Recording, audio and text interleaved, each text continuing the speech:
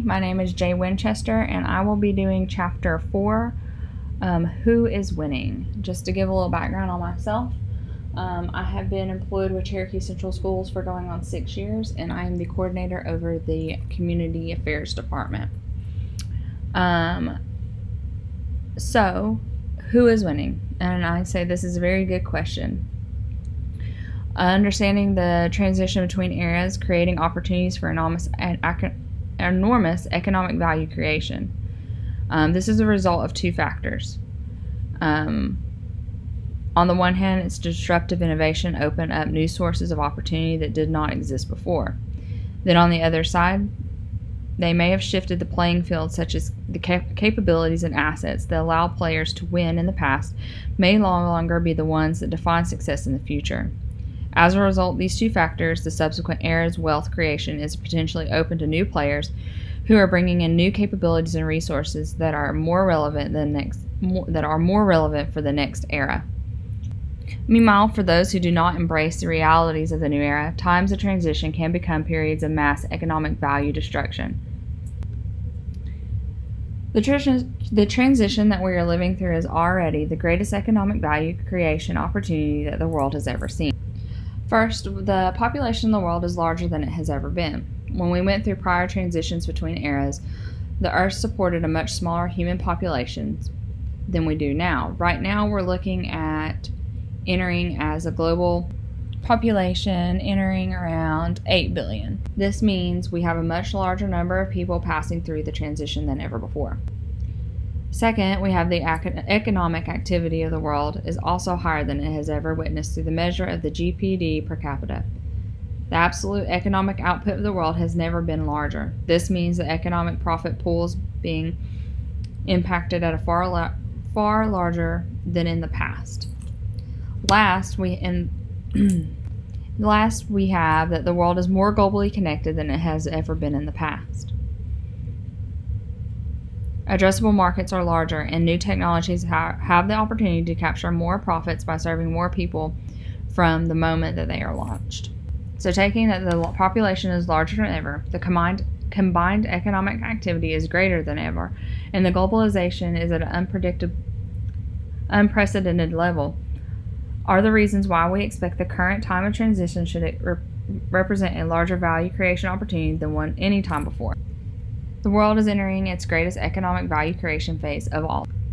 Now we're going to talk about the top 10 companies, innovative companies, that we have seen been born in the transition to the fifth era or who have fully embraced it.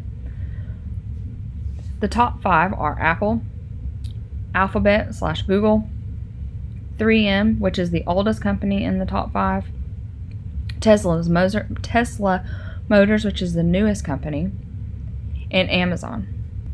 Out of these companies, out of the list of the most innovative companies, 6 are headquartered in western United States, with 4 in California in the San Francisco Bay Area, and 2 in Washington State. The majority of large companies in the world today are public companies, and as a result, their market capitalization can be measured in the public markets. For the last 100 years or so, the most valuable companies on those lists were industrial companies and resource-heavy companies. They were big industrial companies such as General Electric and IBM in America. They were the large resource-heavy companies such as the oil majors, including ExxonMobil and Shell, and more recently, the Chinese oil company. Today, if we review the list of the world's most valuable companies by market capitalization, it looks a lot different. No less than 5 of the 6 most valuable companies in the world are also on our list of the most innovative companies. They are Alphabet/Google, Amazon, Apple, Facebook, and Microsoft.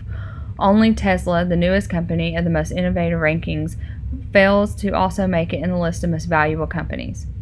These companies, Apple, Alphabet, Google, Microsoft, Amazon, and Facebook in particular, have risen to become the most valuable companies in the world, and that's not simply because they have large revenues and profit pools today.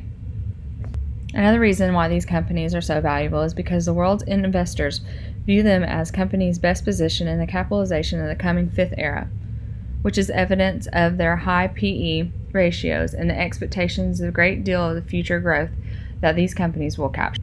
No less than 5 of these 6 most valuable companies in the world today are technology companies, and additional technology companies fill out the list further down the rankings beyond the top 10. Not only are they the most valuable companies in the world, technology companies, but most of them are new fifth era technology companies with more of a leg in the new fifth era world.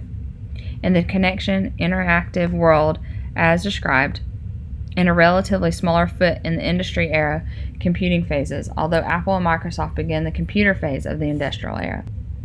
So, with the three observations that the world's most valuable companies are today's fifth era technology companies, that the public market investors expect these companies to show the greatest growth of the large companies in the world, and that these companies in themselves are betting so heavily on the new eras of disruptive innovation, should not be taken lightly. But this is the first of many observations that will make and why this transition phase is already providing to be the world's greatest wealth creation opportunity. Now that I've kind of given you an overview of the chapter, I would like to go in and just kind of give my last final opinion on, or my thoughts on the chapter, and something that I guess during the pandemic that I really stuck out to me, because we didn't have a whole lot to do. I was working, but just as far as just looking at things from a business standpoint, it blew my mind, the release of the PS5 and the Xbox X, I think. Just how crazy it all was. And I think that kind of goes along with population and talking about the ease of access that we have to communicating. They were able to drop those suckers and sell out within minutes. The lines, the queues. I think I sat in a queue for 4 hours, just hoping I'd be one of the however many to get it, knowing deep down I wasn't going to, but that all these hundreds of thousands of people knew to be at that moment online to purchase that one product just absolutely blew my mind.